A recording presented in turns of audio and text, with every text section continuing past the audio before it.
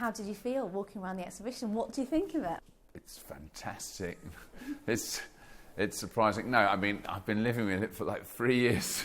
So I mean, it's great when, you know, I first came a few days when I came back from Cuba and came here and to see it. But I mean, I've been Skyping in it and putting it up and going, oh no, that's never going to work. I'll change it. But we've now been living with it virtually for a year now, you know, in the planning of it, each room and how the rooms are going to be laid out and so on. So it's not like a complete surprise. That would be really odd. Have you enjoyed the process of looking back? Have you felt nostalgic? No. It's not really been my kind of role. That's not going to get you anywhere.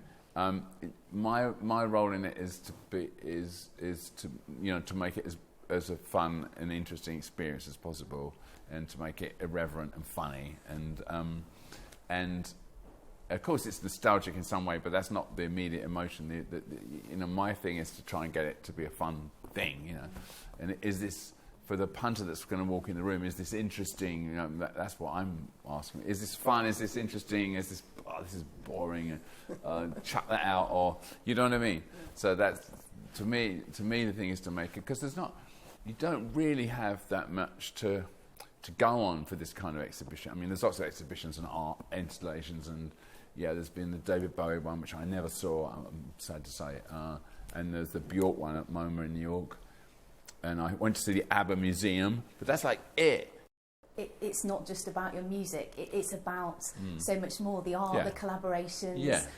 How important is all of that, the image? It's all of it. It's, yeah, as you say, I mean, the clothes, of course, you know, people really like to look at clothes, you know.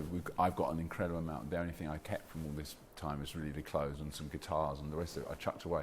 But there's lots of, there's film, there's art, posters, there's, you know, videos, there's, of course, music, and then personal things and just quirky things. And so I think that's what we tried to do. We tried to make it a good combination of all these things. And stage, I forgot stages. You know, there's a good thing about, you know, the staging. The 3D element is absolutely amazing. I'm glad you like that. I mean, what is it like being up on stage? Because, I mean, it just must be so addictive. No wonder you never want to give it up. It must be like a drug.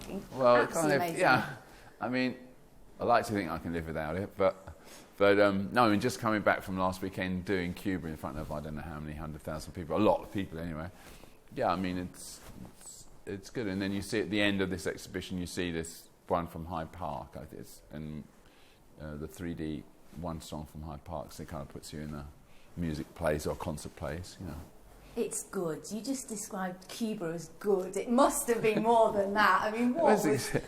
It was very exciting, because it was very exciting for them because, you know, they never had a really big concert. You know, they had Major Lazer, like a light show kind of and a dance thing. That a couple of weeks before they'd had some concert, but this is like a big rock concert, and they never really had that. So how did it come about? I mean, that was a lot of hard work. It was really a lot of work, and there's a lot of obstacles. You know, it's an obstacle course to give this concert, and you know, between the Americas, a lot of our stuff came from the United States, and had to be there was no infrastructure really, so we had to bring it all from Miami. So when it started out, it was all about getting the permits from the United States and the permits from Cuba. It's like bureaucracy gone absolutely crackers. And you can't get away from the politics of doing the politics of it, yeah. And then we were supposed to do it on the 20th of March, and then Obama decided to go there. He wanted to go there on the 20th, so we were like trying to change our schedules around for that. And so we had to do it later, and that was Good Friday. And then finally, the Vatican objected to Good Friday like 2 days before, and we said, "No, sorry, we're doing it anyway." So it was up until the last minute. It was a fantastic obstacle course, and a lot of people worked very, very hard at making it happen. And I mean, talking about the politics of it, I mean, how important was that side of it for you? Well, yeah, I mean, I think between all these different things that were going on in Cuba I mean, I went there just before Christmas for a holiday and a bit of a look-see and so on. I mean, politically, I mean, it's a sort of social and cultural event, you know. I mean, Obama's speech was very political, and I thought a very interesting and informative speech, and he said a lot of things they wouldn't say in China, but similar sort of things, and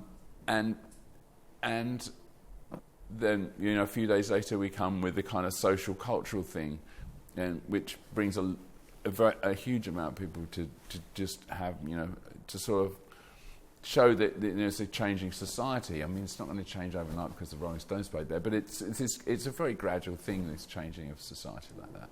You are, as a band, one of Britain's kind of best cultural exports. You've become British ambassadors.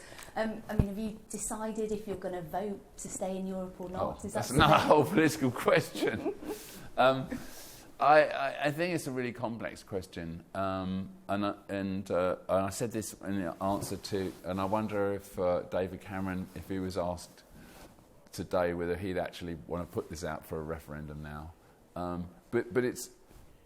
But it is a complex question, and it affects people in different ways, and we're not all affected by it in the same way. And some people running a big company, that I read a story that yesterday or today are saying, well, it's not going to affect me, my company, but I'm sure there's some companies it would really affect. And so everyone's affected by it in different ways economically, and a lot of it's emotion as well. In or out? Come on. I'm hedging you like a politician. Whoa, come on. I know, but to me personally, like really personally, it's going to make a huge difference. And loads of people here today have been saying we will never see a band like the Stones ever again. There's so much talent out there, but why do you think I don't necessarily believe that, and someone said to me, no one else could do an exhibition like this. Well, not right now, no, but I mean, maybe not right now. I mean, but I'm sure there'll be other people just as good, or if not better than us, that will do better exhibitions, and I hope so anyway, because you don't want to be the only one. And we were one of the first bands to do lots and lots of things we did first, and that's great. And I think we were the first band to do, maybe not the first artist to do an exhibition like this, but the first band to do one maybe on this scale. And so we love doing that, but we hope other people do it after us. And how do you keep that passion? How do you keep that spark of the early days, which you've still obviously got? I think by just doing occasionally these daft things, like doing Cuba and, really working at it where other people might have given up, and taking on something like this, which you don't really have to do, but it's interesting, it's fun, it's sort of a different challenge, and I think all those things make it interesting. But obviously you have to do the, meat and potatoes part of it, which is singing, dancing, and being creative. Have you still got the rebellion? Because there were those brilliant headlines, wasn't there? Lock up your daughters, the Stones are coming. Lock up your grandmothers now, they say. Does it make you laugh now you've got kids and grandkids that was written about you? I did this show in the southern United States, and there was a poster outside this college, and it said, Mick Jagger slept with your grandmother. It was a joke, so it's quite funny, really. And it was meant as a sort of joke, because it was a college gig, for like 20-year-olds, basically 20-year-old audience. But anyway. At least you can laugh about it. Yeah, at least I can laugh about it, yeah. And finally, do you think that this is a bizarre question, but if you were women, do you think you'd be going as long? If I was a what? If you were a woman, do you think... If I was a woman? You were, just imagine is this a difficult gender question? No, not really, but You're throwing at me. Could you be, do you think if you were... If it was a girl band? Yeah, would you be rocking... If it was the Spice Girls? Yeah, would you be rocking this long? If it was the Spice Girls doing this? You've worn plenty of dresses. Well, you better ask them. Don't ask me. Ask them. They're going to do a tour next year. Ask them. Maybe you could hook up. Thank you so much for your time. That was brilliant. Thank you. Thank you so much. Yeah.